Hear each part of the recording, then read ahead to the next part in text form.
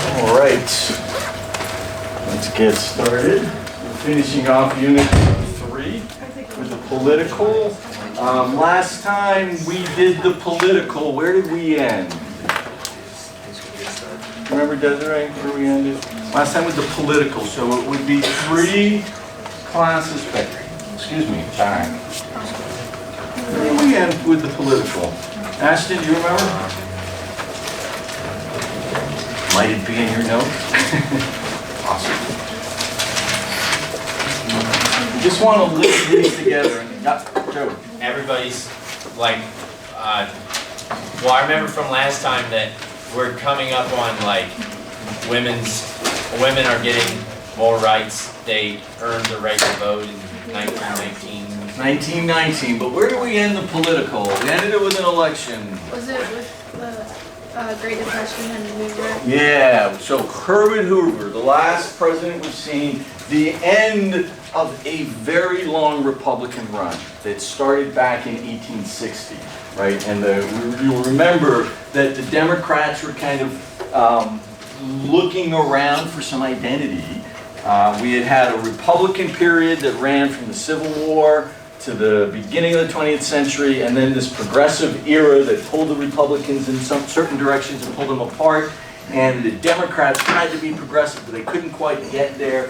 We now arrive at the point when the modern Democratic Party forms, and it forms literally in the wakes and in the wake and in the shards of the economy that's been blown to pieces by the Great Depression.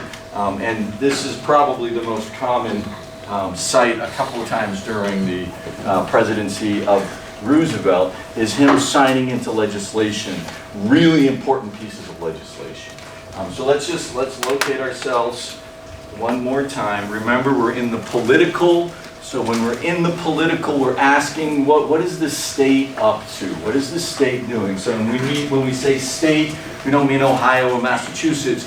We mean the United States, right? The organized United States. And we think often through political, through presidencies and through Congresses and through the kinds of parties that hold power at particular times. So Republicans up through 1860, we might actually think about this period of time actually much like the Civil War. Right, so you might remember this chart. This is just a sliver of it. What it's telling you is who's the president, who's in the House, who's in the Senate, who's holding it party-wise. What color is blue these days? And even then? Democrats. So we're looking at, and this is a period of time we're going to look at today, from 1932 to 1945. That encompasses the New Deal and World War II. But this was a period of time that was held by a single Democratic president for the entire time. And you might notice Congress was Democratic as well, right? So in the same way that the Civil War was a period of time when the Republicans were able to put their mark on the U.S. government, put their mark on the U.S. economy, and shape the future of America, this period of time was the opportunity for the Democrats to do so.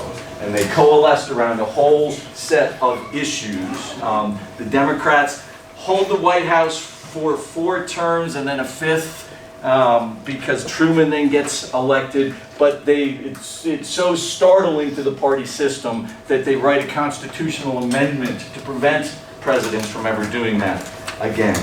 Washington, for example, had been offered a 3rd term, and he said, no, you shouldn't stay in that long. Teddy Roosevelt had backed away after what would have been a 3rd term, handed it off to Taft. So there was a tradition of not holding it this long. And so Roosevelt holds it through this entire period of time. Before he got elected, it was really clear. We've been talking about the Depression, we've been talking about the situation in the economy. It was clear to the Democrats that they were going to win this election.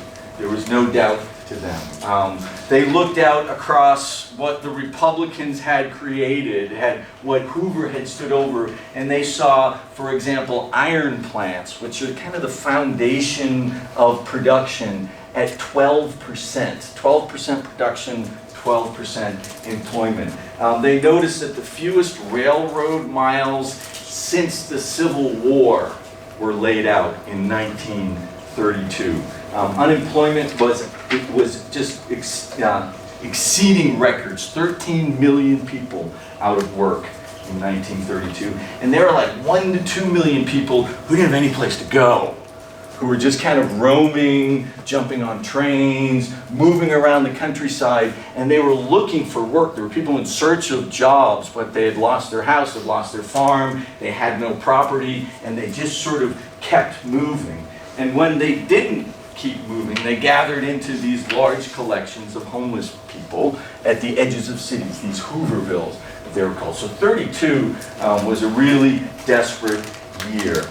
Roving bands of hungry men, restaurants in the cities would report when they took their garbage out at the end of the night. There'd often be a few men waiting off in the dark to come in and pillage the food just to get some food for them. People were in really dire straits. And so the Democrats were like, we got this one, right? This was on the Republicans, it's ours to lose.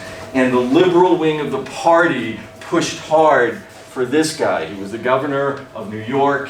He had already proven himself to be able to create aid programs for New York, so he had a nice record for one of their important states. And he himself was saying out on the campaign stump, it's time for change. We can't just leave things as a status quo.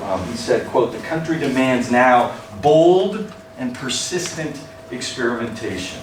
And the country said, we'll take it, right? It was overwhelming.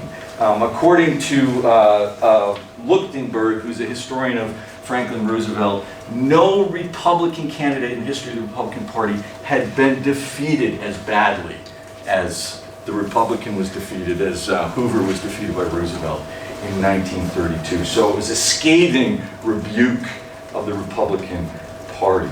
And so that's November. You win in November, right? But you don't take office until the next year.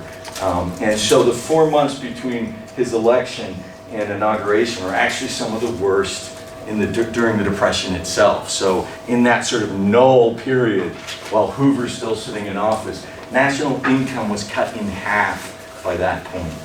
Some 5,000 banks crashed in that period of time, losing another $9 million in savings.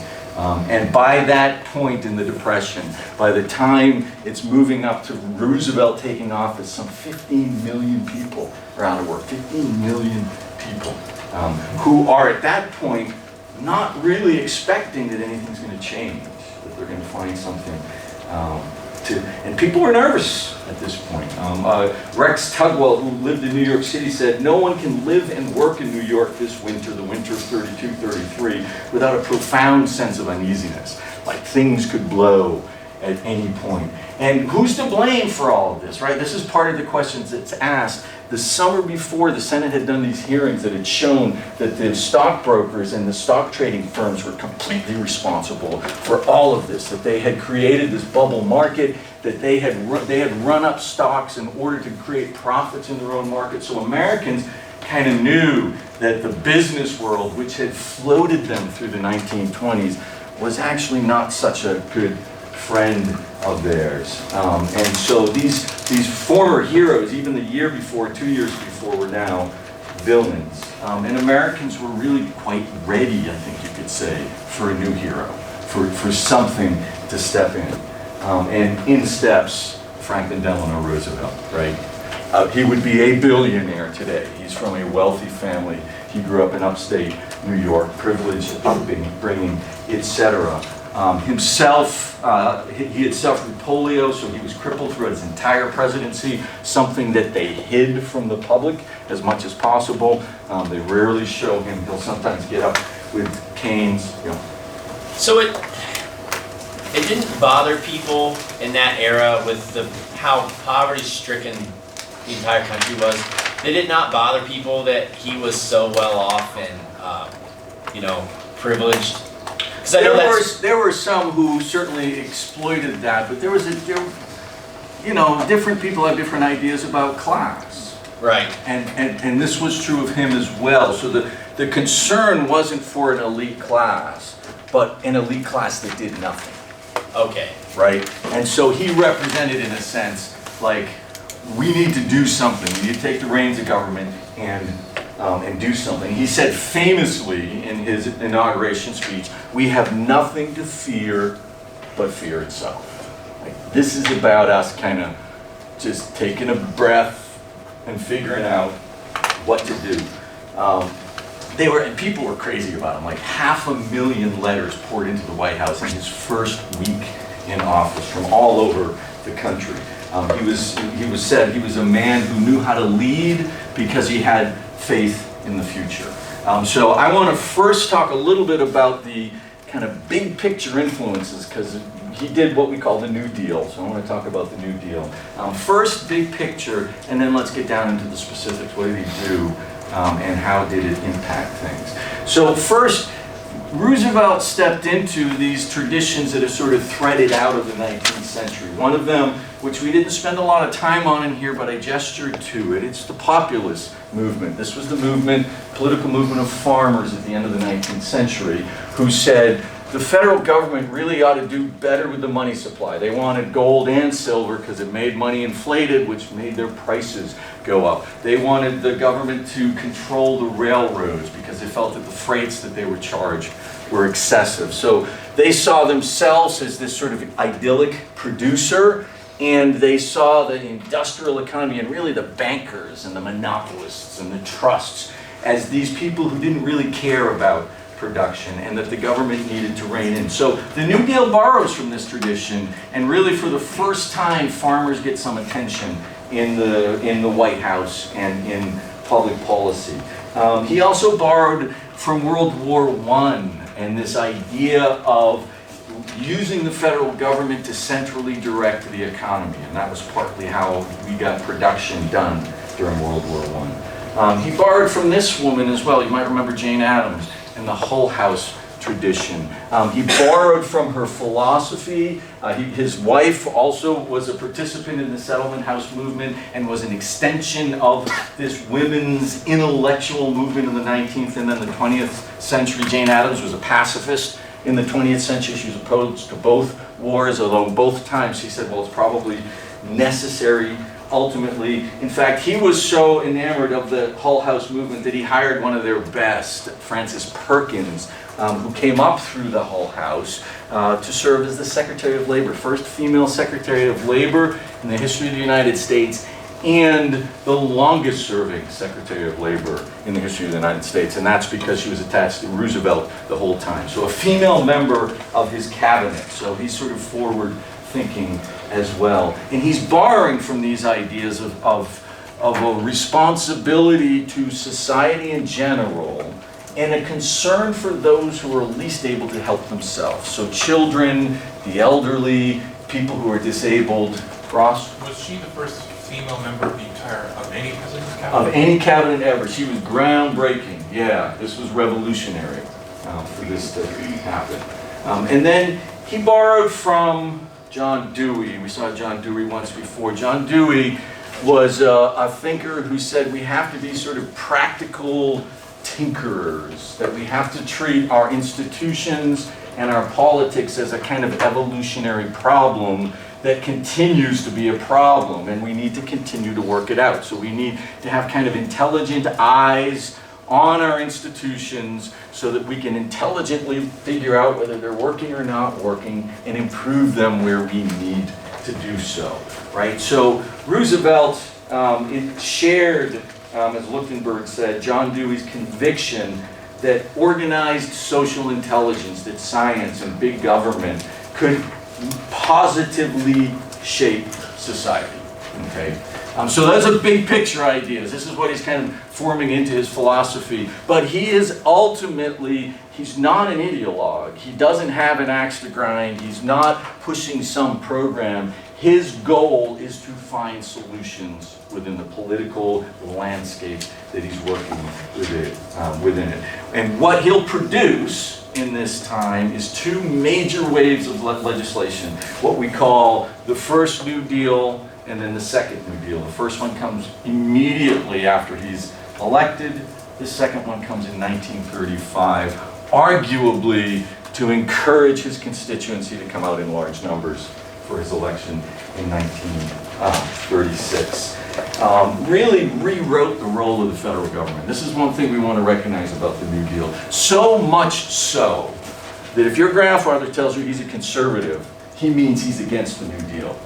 If your grandfather tells you he's a liberal, he means he's for the New Deal. It literally shaped American politics from the New Deal forward. Those who supported it, which were large numbers at first, and smaller numbers, and eventually it got overturned at the end of the 20th century, defined themselves as either supporters of this expansion of government or opponents of this expansion of government. So let's go back to his inauguration. He's inaugurated on March 4th, 1933.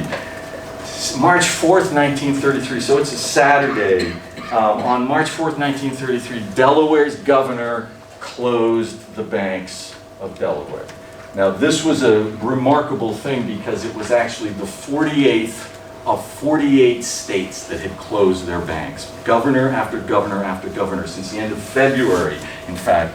So he's going to his inauguration with the banks literally falling out from under him and being closed and nobody really knowing what's going on.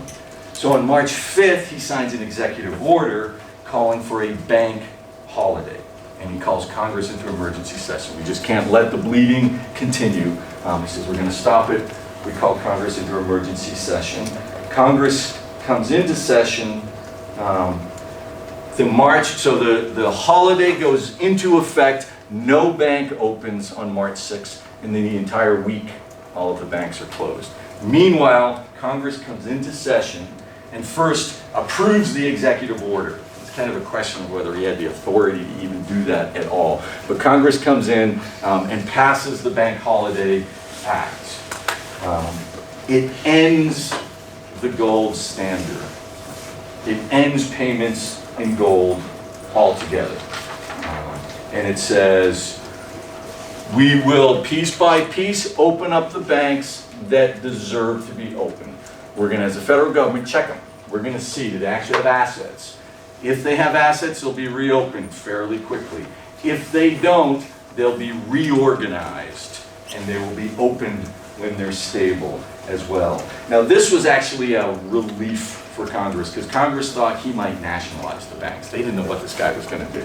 And he had a tremendous opportunity to literally do what he wanted, given how much he'd won the election by. But so he casts this as a war, and it requires collaboration, he says, and they get the bill passed March 9th. March 11th, he then does this really remarkable thing. He passes what's called the economy bill. He cut the federal government. He said, okay, if we're going to start asking for figuring this stuff out, we got to cut fat where fat exists. $400 million were cut from veterans payments. Another $100 million are cut from the federal payroll. And so positions are going to be lost from the federal government itself. March 12th, and we listened to this last time, we don't have to listen to it again. That fireside chat you heard was the night before the banks were going to open the next day. He had provided the banks, so when he cut off, let's see, we got the dollars here. When he cut off the gold standard, he put us on fiat money. So he said, we print money now at the Federal Reserve and we send it out to banks. And this was sent out to banks. He says, if you listen to that recording again, we're going to be replacing dollars in the bank. So he's doing this sort of radical thing. And he goes on the radio and he says, you can go out, take money out of the banks if you want to, but they're fine. If they're open, they're fine. That's essentially the message that he gives there. And they've floated $2 billion out into the economy in case people want to take money. People actually started pulling their money out from under their mattresses and putting it back in the bank. Like the next day, they didn't know what was going to happen, but that fireside chat, that first thing convinced people that it was safe. And as Lichtenberg says, capitalism was saved in 8 days. Turned it back around. And that's an important insight, is that what Roosevelt was trying to do was to get capitalism back on its feet. He was not trying to do anything radical. He was not trying to overturn the system. He was trying to make the system healthy itself. And he did so in part by what's called a deflationary, ruthlessly deflationary process, by one, cutting government payments, and two, increasing government printing of money itself. And he also did this really interesting thing. So March 13th, end of prohibition. Here's the people marching for beer. We want beer, what it says. And beer, 3.2% alcohol immediately. So everything higher than that, that's taxed. So how's he going to make up the difference in the payments here? He's going to first start taking tax from alcohol, and he immediately puts alcohol back into play and taxes on alcohol back into play in order to pay for some of the program he's going to put forward. So this is early March. We're still in the second week of March, and he convinces Congress to pass the AAA, the Agricultural Adjustment Act. And this was a program that his Secretary of Agriculture, Henry Wallace, had looked at for a long time. It was kind of this simple math equation. You take the value-added folks, the people who are packaging your beef, the people who are packaging your tomatoes into tomato sauce, who are getting 4 to 5 times the value out of what they're selling. You put a bigger tax on them, and you use that to help out your farmers at the starting end who are getting the lower end price of it. And really, it was an effort to refinance farms. There were 1 million farms that had gone under the year before. There was tremendous concern that we wouldn't have enough food. And when we say farms, we actually mean the staple crops. We mean things like corn and wheat and pork and milk, like the basic foundations of the food system itself, which are grown on a very large scale, which are aggregated on a large scale, but often it's small farmers who do them. 1/5 of all farms in the United States would be refinanced by this program. And within 3 years. So this was a remarkable turnaround for rural America. It also brought conservation knowledge out into these communities. So part of it was, we'll refinance your farm. 2, we'll get you into some more modern agriculture. And 3, we'll teach you how to farm in a way that saves your soils, that saves your lands, that keeps them healthy, etc. And this partnered with this Republican creation from the Civil War, the land grant colleges. In fact, it was the agricultural departments and land grants around the United States that had the scientists that went out into the field and implemented a whole lot of the AAA. And again, as Lichtenberg said, after more than a century of agitation, farmers had finally come into their own. The federal government finally noticed them with this act itself. Less than 2 weeks later, so we're racing through legislation like week after week, the CCC is created, March 29th, 1933. And as I told you the last time, when I guess it was 2 lectures before, Roosevelt had done conservation on his family's estate in upstate New York. As governor, he had started to use land conservation as a way of employing young men. And he thought it would be good for the nation's urban youth to get jobs in the forest. Like, he saw this in the same way that Jefferson saw the frontier for American pioneers and make them better, virtuous citizens, in the same way that Frederick Jackson Turner saw the frontier as this important part of democracy.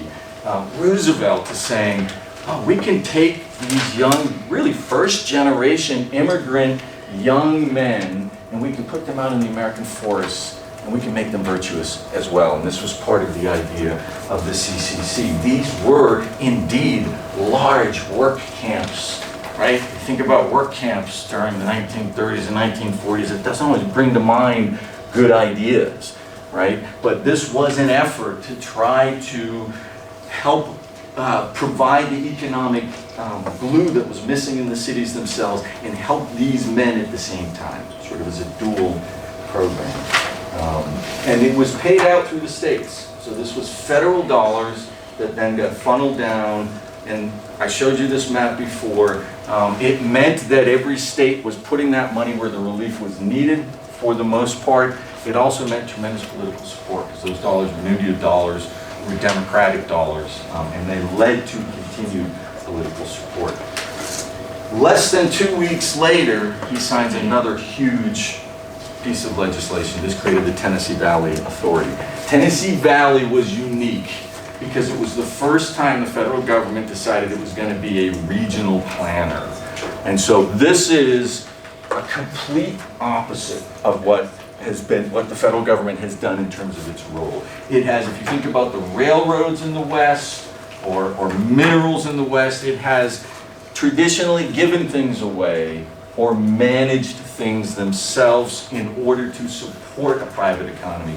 This was about trying to create an entire economy in a region that was, one, hit by the Depression because it's agriculture and because it had serious flood issues. And the idea was, let's build this huge dam complex that produces public power.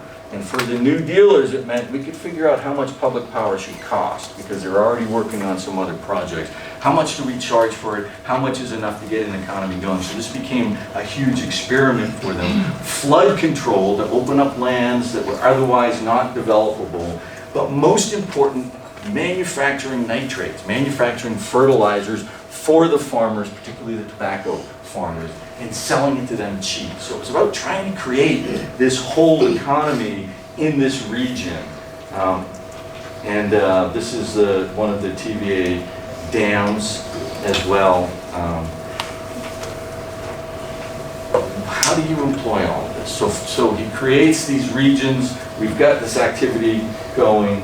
And so May 12th, which is just almost a month later, he passes the federal emergency relief. And this is when the money starts flowing for the employment for all of this, right? So 3.1 billion is going to states and local governments. So again, the way he's thinking about it is we'll print, literally, we'll borrow these federal dollars against our future, and then we'll get them out into the economy and spend them in these necessary ways. And this first, you can see federal emergency relief, this was mostly for dealing with the down and out completely, right? It was about creating some works, so they created the Civil Works Administration, but those were initially make-work jobs. They were like, get people to rake your yard, find some stuff you need typed up, get people to sweep your sidewalk, anything they could come up with to just get people working where they couldn't. They provided money and food relief as well. And this was just sort of like, we've got to help people and help people as quickly as we can. But they pumped a whole lot of money into this, 400 million into the short-term jobs themselves. You can see some of their posters. The WPA, Work Pays, the Work Progress Administration, Work Pays America was the other way they looked at it. Now both of these, this program would be in effect until 1935. We'll get to that. It gets overturned by the Supreme Court. It's unconstitutional. But for 2 years, it pumps money into jobs and it pumps help out to those who are most desperate. So all of that was just stabilizing the economy. All of that was just about, let's just stop the bleeding itself. Now let's create some projects that are going to create some opportunities, and let's funnel money into the jobs. There's a whole other problem in this economy. Who was the villain? Why did this happen? Why is this government running around throwing billions and millions at local governments to try to stave off? What happened? Republicans? No, it's not a party thing. The villains were like to stop Where did the crisis start that's being dealt with? Anthony? the credit bubble. Yeah, the credit bubble, right? So what about the banks? What about the securities folks? And so first he stems the economy. First he deals with the economy. And then he says, and now we're going to rein in the stockbrokers. And that was the Securities Act of 1933, May 27th. Above all, it created a federal agency that said, we're going to look at every single thing you put through this exchange. We're going to make sure it's good. We're going to make sure it's not some funny asset. And we will enforce this. If we find companies violating this, they'll be thrown off the exchange, they'll get in trouble. Interesting factoid, sitting in the middle of the first Security and Exchange Committee is none other than Joseph Kennedy, father of John F. Kennedy. So the Democratic blood runs deep through the 20th century. This was one, to rein in what have been just excesses on the market themselves, but two, to give people confidence in coming back into the market. We can't run a capitalist economy without the market itself running. And this was, you just sort of notice, one of the few hostile pieces of legislation that came out of this first New Deal. All of the other ones were working with private industry. This one was about reining in the security folks. This was about the power of the federal government to overrun what the market itself wanted to do. As this first 100 days ran into June, he then came up with funding for basically your small homeowners, which said that you can, even if you're in default, you can get loans from the federal government to get yourself back in good. More than 40% of US mortgages between 1933 and the beginning of World War II were refinanced in this way. And so I kept about 40% of Americans in homes they would likely have lost. And as we're sort of beginning to close this period, a couple of the biggies, really important. National Industrial Recovery Act. This was, let's partner with private business to get the economy going again. So first, government-business partnerships where they begin to work together to create fair wages. What is a fair wage, right? So we'll navigate together. What are fair prices? Business, in order to get involved in this, says you've got to lift those antitrust legislations. You've got to let us collude. Otherwise, we won't be able to do this at all. But it also, for the first time, allowed collective bargaining. So there was something there for business, something there for labor. Huge pot of money, $3.5 billion pour into public works projects as a result of this. We've seen some of them already in this unit. So the Bonneville Dam, about $3.5 billion going to about 3,500 projects across the United States itself. And they had essentially solved what was a constitutional problem. How do you collude with industry? How do you fix prices? Because the standard idea was you've got to have competition. You can't have people figuring out what each of them are paying or asking for the price of things. It used a World War I model, a War Industries Board model, in a sense, to sort of organize the projects around the United States. And it created licenses for businesses. So businesses to be able to operate actually had to be approved by this. And just a ton of money out to the Bonneville. There's the Grand Coulee. There's Roosevelt himself sort of observing his construction out there. A lot of people in Congress are nervous about this bill. A lot of the Democrats as well. This was something Roosevelt felt strongly about, but a lot of folks thought this is going to lead to something bad in the economy itself. Ultimately, it didn't, and Roosevelt was right on that, but he was not, it wasn't his favorite as much as what he did. Just like with the homeowners, within a couple of days he paid money, put money available for farmers as well, low interest rates so that farms that are failing can come back on. And then the most important, I think, piece of legislation through all of this, this was the last strike at the bankers. And this was the last sort of piece of hostile New Deal legislation. And this is the Glass-Steagall FDIC. So you guys all have savings accounts, I hope. If you have savings account, your savings accounts today are insured by the FDIC up to $500,000. When these were first created, your savings account was insured by the federal government up to $2,500. The banks pay for that insurance. If you want to play ball in the national banking system, you had to buy FDIC insurance. No one's going to save with you. So this was a way of getting all of the banks to buy into this insurance system, which would then back deposits, right? So this would prevent there ever being a run on banks like it happened in 1933 and happened in 1932. Equally important, it separated commercial and investment. And that basically meant the bank cannot take your savings and speculate on a stock market with it. They cannot put it at risk. Your savings has to stay, it can be reinvested, but it has to stay in low risk investments. It can't go out on the stock market. So separating those also meant people weren't going to lose their savings as well. It worked. fewer banks failed for the rest of the 1930s than the entire decade of the than even the best single year of the 1920s. Sorry, banks were failing like crazy in the 20s. And then in June 1933, June 16, 1933, Congress went home.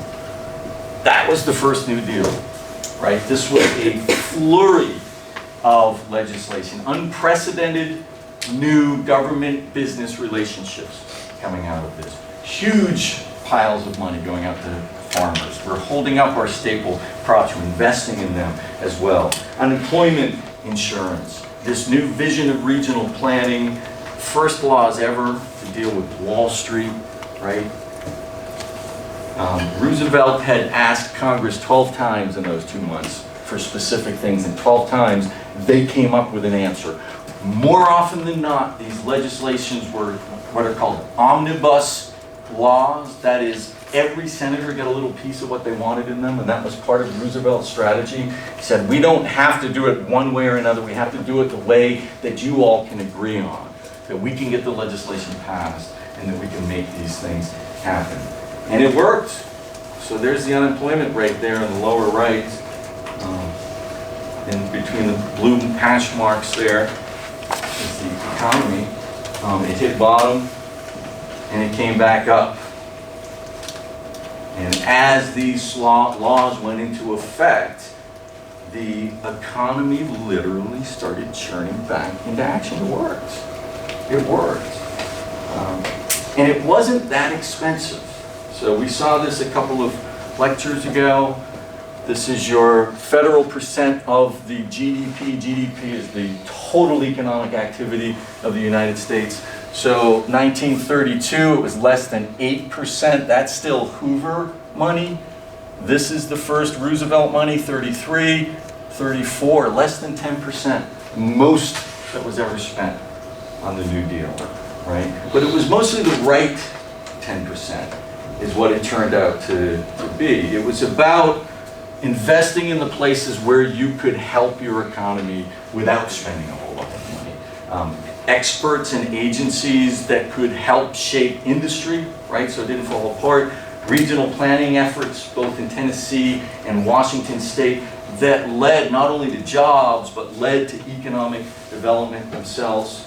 New federal constraints on bankers and stockbrokers who would run the economy down, and real jobs. Like, this is the thing we want to notice about this, is it was real work, it was real jobs, it was a real investment, almost all of it in public lands themselves, jobs working in the public sector, temporarily at least.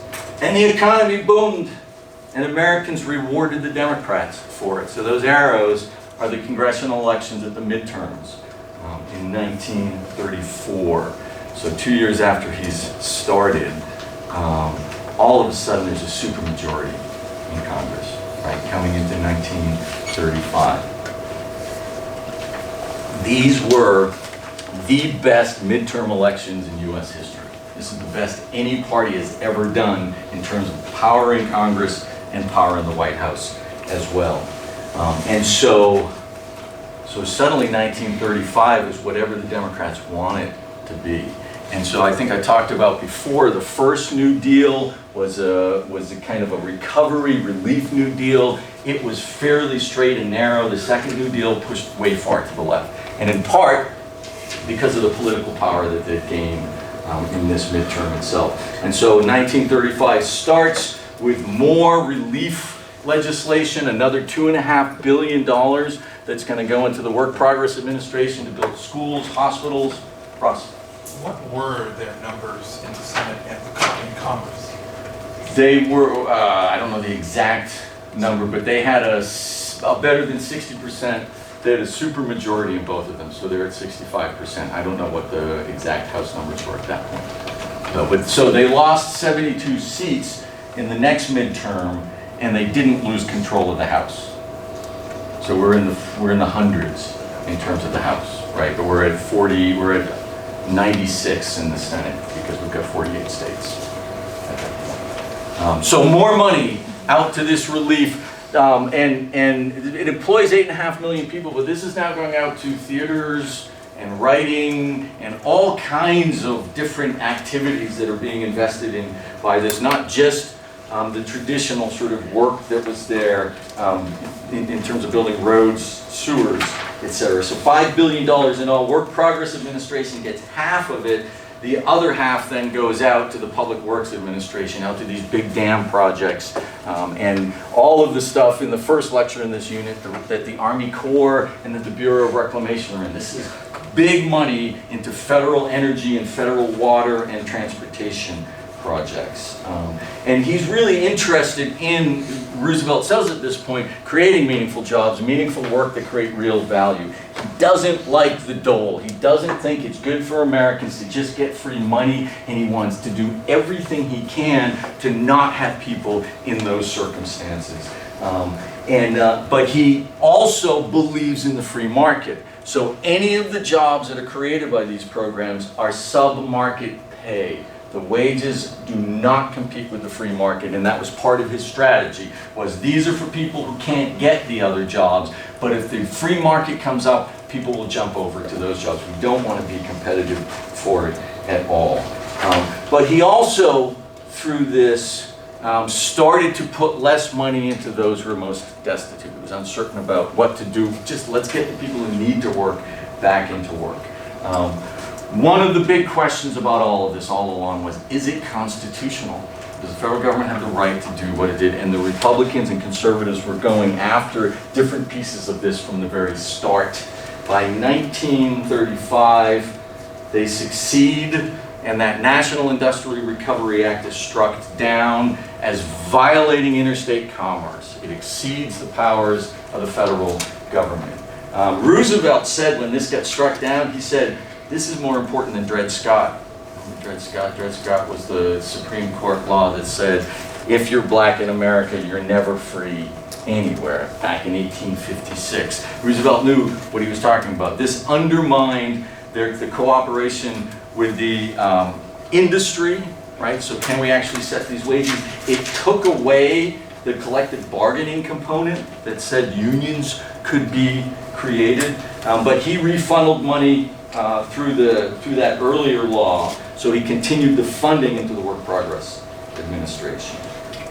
And then he starts the summer, he was smarting from this, he was really upset that he had lost this, but he said, okay, we're going to come in even stronger in the summer. And he starts with a series of what are the most sort of left-leaning Second New Deal laws. We've seen this one already, the National Labor Relations Act. It brought back the collective bargaining.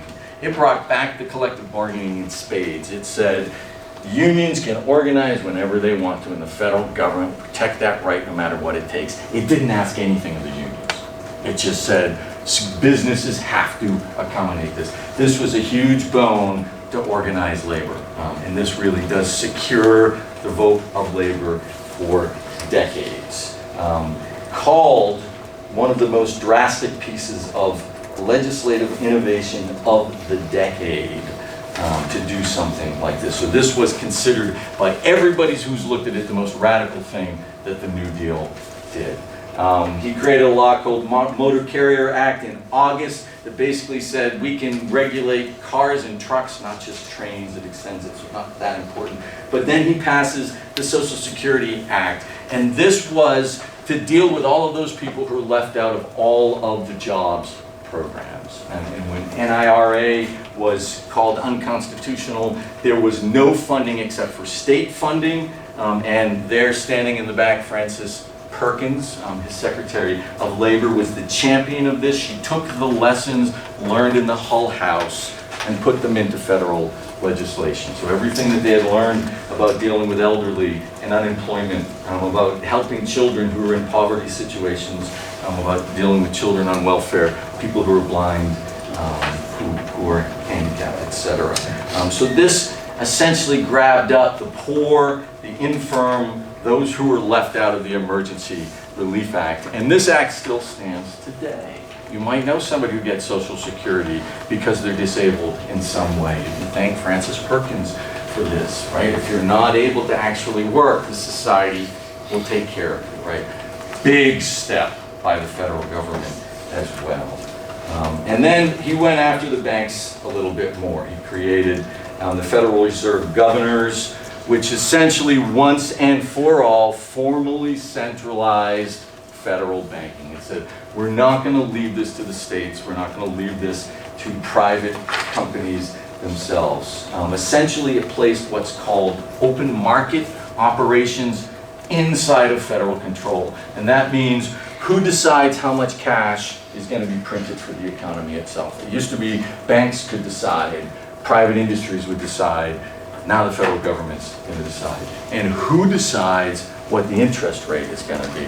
That's going to be the federal government as well. And the idea was, we get the smart bankers to take control of the economy, and they will play with cash supply and interest rate in a way that keeps us from ever falling into a depression again. What it certainly did was it centralized banking.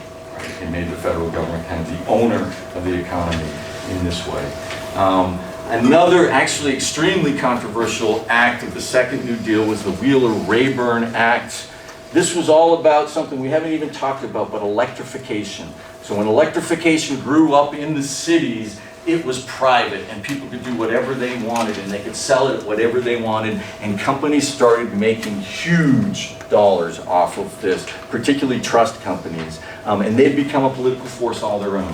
Roosevelt finally broke that and created the possibility for public power itself, so the power that they're starting to put out of the dams, and to open up electrification for rural America. Because at this point, in 1935, maybe 10% of all farms had electrification, and it just wasn't worth it for the urban businesses to build that. So Wheeler-Rayburn broke up those trusts and opened up public power. And then, to pay for everything, the Wealth Revenue Act of 1935. If you made more than $1 million, 75 cents of every dollar after that was going to the federal government and paying for this. So his reputation for going after wealth and the richest was well earned. We move into 1936. It's an election year. He creates the Rural Electrification Administration, so he's not only throwing money at rural America, but actually the technology is now starting to roll out. This incredibly successful program. In just those 8 years, almost 50% of rural America got electrified. 1936 is an election year as well, so he brings back this progressive image from World War I, encourages, this is a war. We need to stay with us, stay and finish the job. But the economy had continued to do well, so he continued to do well as well. And so another landslide election in 1936. And then I mentioned this, I think the last election before, one of his biggest groups of constituents goes out on strike. Right? And this does seem to unsettle the economy and unsettle economic growth. We see a downturn start in 1937. So all of this success of the New Deal, he's been successful for 4.5 years.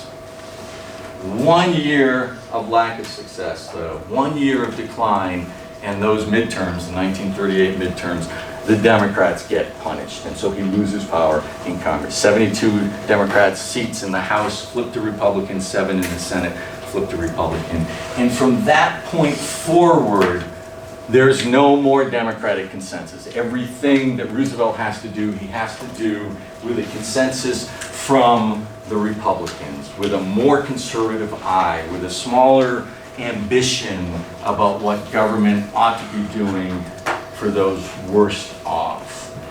But within a year, Europe had descended into war, and that changed everything.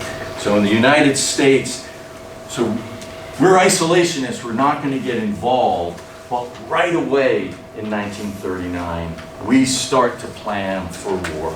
The Strategic and Critical Materials Stockpiling Act was something that economic geologists, who are the guys who study minerals, had been asking the federal government to do for 20 years. They said, you should have done this during World War I. You can't fight a war unless you have access to a supply chain of metals, and metals are coming out of the ground. They're not just lying in piles somewhere, so you have to be prepared for this. If you're going to fight a two-front war, you have to have enough stuff on hand so that all of your supplies can be cut off and you can continue to produce the munitions that you need. He gears up basically internally in a small way for war. He also launches what's called the Manhattan Project at the encouragement of Albert Einstein, just in case, because he's been told that the Germans are building a bomb, and he wins the election. Now you see it's not nearly as big a sweep coming into 1940, right? The sort of Roosevelt aura is wearing off. But he's elected essentially because he said, I'm going to keep us out of war. Same thing Woodrow Wilson, Democratic president promising to keep us out of war. That's the story of the 20th century. By the end of his first year, Pearl Harbor, right?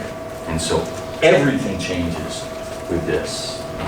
Suddenly, it's not about the New Deal. New Deal programs themselves are going to very quickly shift towards mobilization. And everything was about centralization and mobilization. And the way in which the administrative state had grown up around the economy and the New Deal made it for a nice, easy switch into war production. And the War Production Board, which was essentially, it's a shift from the New Deal.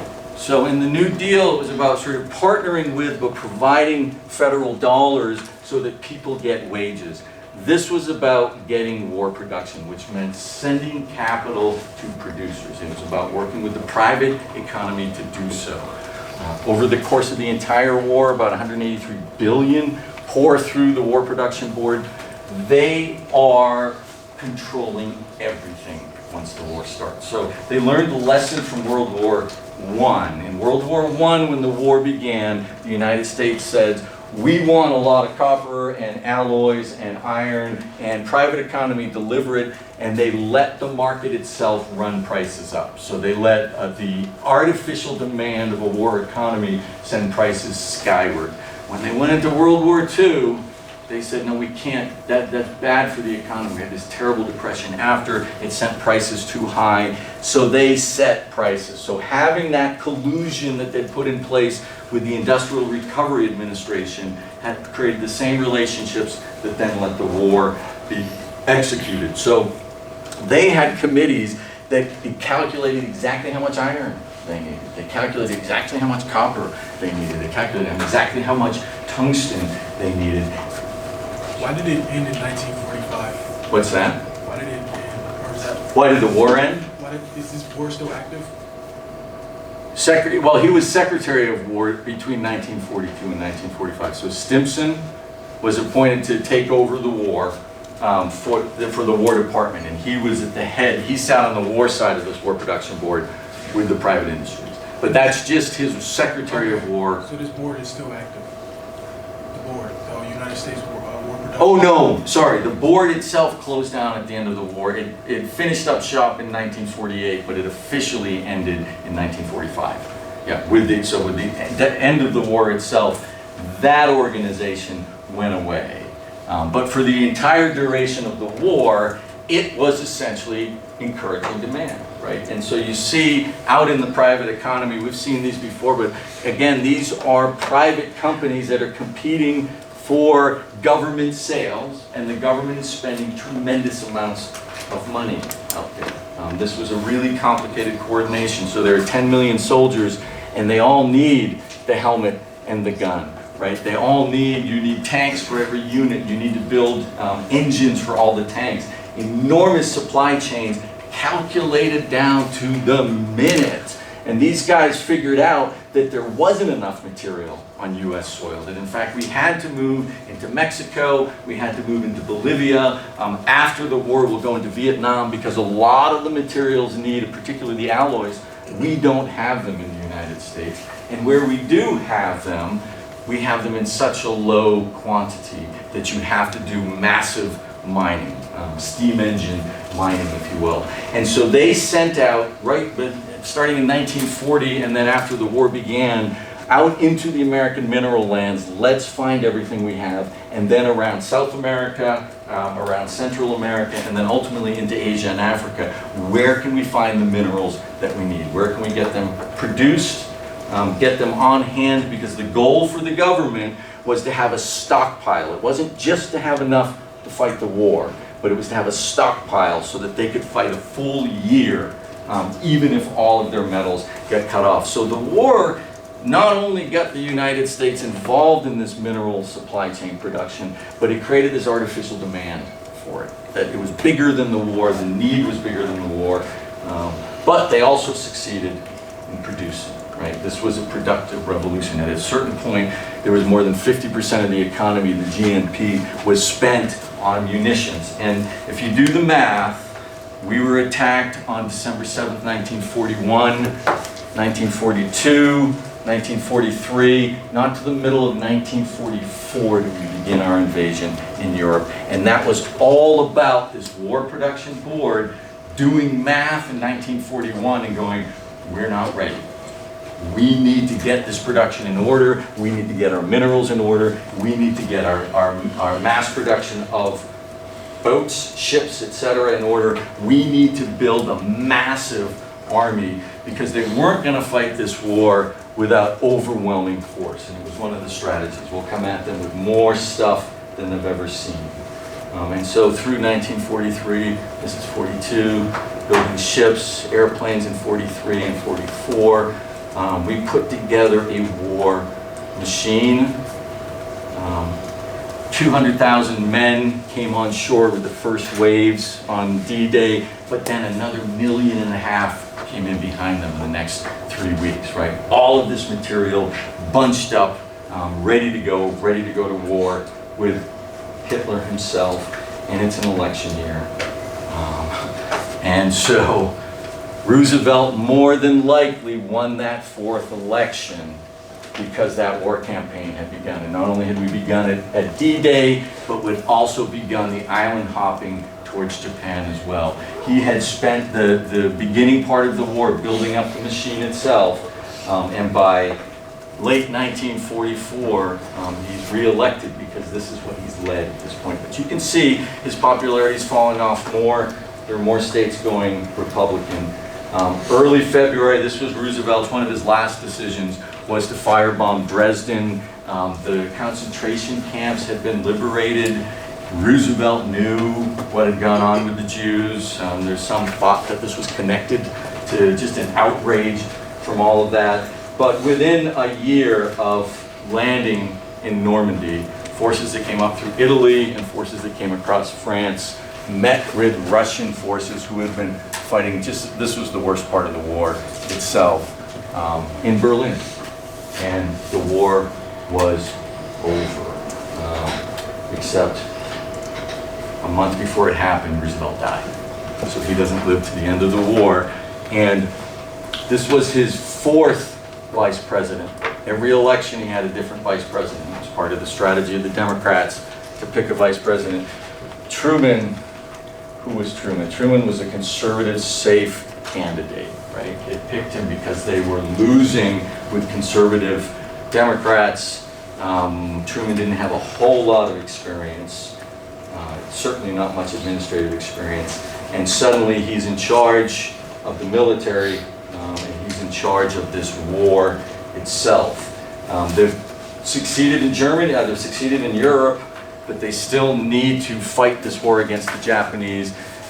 We've gotten about this far coming up to 1944, and then 44, there's a whole bunch of island campaigns that are efforts to get to Japan. This is sort of what Truman inherits. But what he learns is that this is just bloody. Like each one of these is taking days and days and days, and it's not thousands of Americans dying, it's thousands of Japanese, like tens of thousands. It's carnage, absolute carnage. And Truman is told if we have to invade the islands of Japan, it could be millions. I mean, this could be just absolute brutality.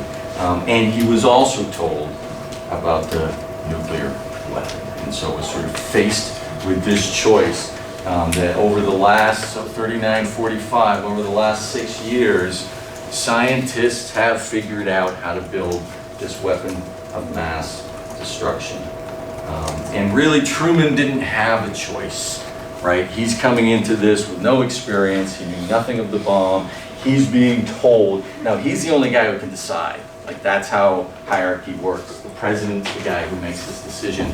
But it really was his generals who were pleading with him, who were saying, one, we've got this incredible weapon. it'll work, it'll break their knees, because we're talking about millions of deaths otherwise, right? So they made that moral argument. Now, was there a choice besides dropping it on people, do you think? Could Roosevelt have done anything else in those circumstances? Guess you probably could have dropped it somewhere where you could still show your might, but not kill a bunch of people. And they had footage, in fact, so there's footage. If you follow this link from the PowerPoint, it'll take you to the actual footage done of the Trinity explosion. They could have sent video. They could have done a demonstration out in the ocean. Didn't they drop pamphlets saying to evacuate the city, but the government told the civilians not to, and it was propaganda? That's an assumption from everybody. What is this propaganda that they're dropping? Yeah, but they did. So that was our conscience. Like, we told them we're going to drop a weapon that's never been used before. Bronze? Didn't they also consider taking out the emperor himself? They worried about the disorder that might cause. There's a lot of misunderstandings about the Japanese, but they couldn't understand why they fought so hard. They could not understand why they fought so hard, and they had a perception of them that was not very nice as insects. We put the Japanese in internment camps here in the United States as well, out of fear that any Japanese on our soil might be at risk. But there was both those options. So let's show them tape. No. We firebombed Tokyo. We've been firebombing their cities, and the Japanese were not bending. And so they really kind of put the pressure on, let's get it done. First one gets dropped. The Japanese did try to get a message of surrender out. The second one was already in motion. There's no stopping it. So we get 2 nuclear weapons, but then within days, the unconditional surrender that we were looking for. That experience is that following the pink part of this is this huge bump in our GDP. So you almost see this slingshot through this time, both of which, so the economy falls off, the federal government gets involved, and it gets really involved, right? And it seems to have slingshotted us back into a normal growth. What we've experienced up until the present, things are kind of in chaos a little bit at this point. But what's kind of remarkable about that is often we think about and we talk about the New Deal as this huge sort of big government program. And we talk about World War II as this noble patriotic endeavor that we went in. But this is percentage of GDP. If ever there were a big government program, it's World War II. Right? It's the war itself. It's this investment in the economy. We can see it here as well in comparison. So the New Deal is the first part of that, and the payments fall off, and then they pick up again, and then the war. $10 billion roughly was spent on that big government program, 10% ultimately the GDP. 4.1 trillion in US dollars spent on World War II. Why do we think about those differently? Why don't we think about World War II as a big government program? Because it kind of was. I would say the Holocaust is a huge thing to do with it, because we had a ship of refugee Jews show up at our shores in 1938, and we turned them away. We sent them back. This wasn't a country that was like, we were anti-Semitic, the Klan. We were not. It was that experience of finding that after the fact that made us go, oh wait, maybe this white supremacy isn't such a good thing after all. But it wasn't something it wasn't a moral drive, and it wasn't until we got hit. It wasn't until the Japanese hit us. And we never declared war on Germany. Germany declared war on us. As soon as we declared war on Japan, who attacked us, Germany declared war, and then it was up. Game on. We were ready to go. But, so, post facto, it was worth it, so we don't think of it as a big.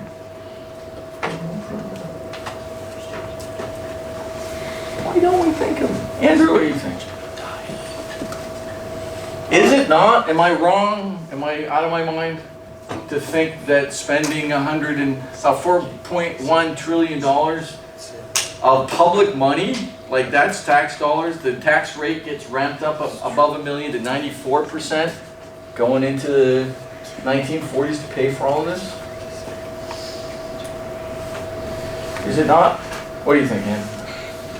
It's a huge government program and investment, but it's just people felt like it was necessary, and then everybody was in on it together, and that they would overcome this, and things would go back to normal, so they just accepted it. Okay. I think that's how that went. I mean, I think certainly the patriotism, the idea ultimately that we were, I mean, so that's one thing you can say about Americans. We will squabble about ourselves, but you hit us, and we're united, right? It was just like after 9/11, right? It goes away, as it turns out. But Well, you probably can't call a government program where a bunch of people die. I mean, you didn't. That's, yeah, although not. So let's talk about that though. So here's the kind of aftermath. There's Truman trying to look comfortable with Winston Churchill, a statesman, and the murderous Stalin, and there's Truman way out of his element and no idea what's going on. Woo. Somebody translate this for me. But so here's the war, right? Who? It's a little hard to read because it's blurry. Here's the United States. Total deaths, percentage of population. Who did World War II impact?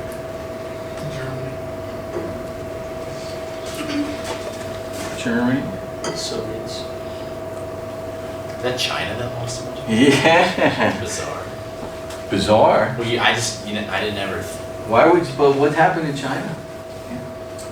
The Japanese killed millions. Millions. Oh my God. Carnage. Like this was going to be their colony. And they would go in, the Rape of Nanking is the sort of most famous episode. So the Chinese and the Russians losing millions. And that's mostly civilian. Was that Poland? Yeah, and then Poland. And so Poland, though, you'll notice that blue line, that's the percentage of your population. So Poland's not a big country, but it lost most of its population, large percentage of its population. So did Lithuania, so did Latvia, so did Germany, right? Percentage of Soviet Union smaller. China's huge. China's in the billions, right? But so this was this massive investment in this war machine that showed us how we kind of learned with the New Deal. Federal government gets involved and administers the economy, we can actually help things work well. And when it comes to going to war, we can come out of this thing golden. Like, we've got a few 100,000 dead, not in the millions. We've also got a Europe that's ravaged. All those bombs that we paid for and built, they destroyed European cities, which now need to be rebuilt. They destroyed economies. This war has ravaged this landscape for 5 years. So not only have we come out of it unattacked, right, putting this thing that lifted our economy out of it, but we're about to become the biggest creditor for the largest rebuild in world history, which is we got to get Europe back on its feet. So we come out of this thing golden. We come out of it in a really good situation. And as far as Americans are concerned, in the early, mid-1940s, who's responsible for this? Who's down there? Who's created this wealth, this success, won the war? Yeah, who's been the head of the U.S. for 12? The Democrats. Yeah. This is, and so the afterglow of the New Deal and World War II carries the Democrats into the 20th century. Now it's all gone, it's all different at this point. And it got broken up probably in the 70s, 80s or so. But up until that point, this idea that the government plays a large role in everyday life, that invests in research, that invests in the military, that invests in child care, that it invests in health, that invests in old people, that it makes sure if you lose your job, you got some money to turn to, that there's unemployment insurance, that when you get old, there's gonna be a check waiting for you, that if you get hurt at work, there's gonna be money paying there for you, that there are only certain things that banks should do with your money, that the government isn't gonna stand back like it did in the 19th century, but it's gonna use its best intelligence to pay attention to the society and the economy itself and direct it towards wealth and towards success, right? And the Democrats are responsible for that at this juncture in time because the Republicans fell out in the 1920s and they watched the economy fail. So, tell me who's standing there, those three people. What do they represent? Churchill, Stalin, and, well, Truman, kind of, because he came in late.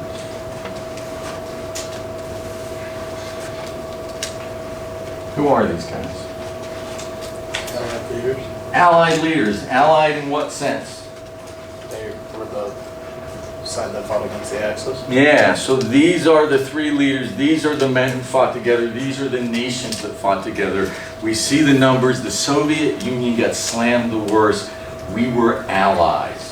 1945, as far as Truman's concerned, standing there, we're allies, right? So we'll notice this is also the end of an era in terms of global politics as well.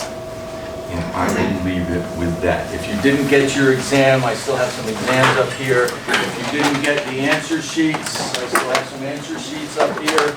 And look out on Friday, we're gonna try to get that, excuse me, teaching assistant video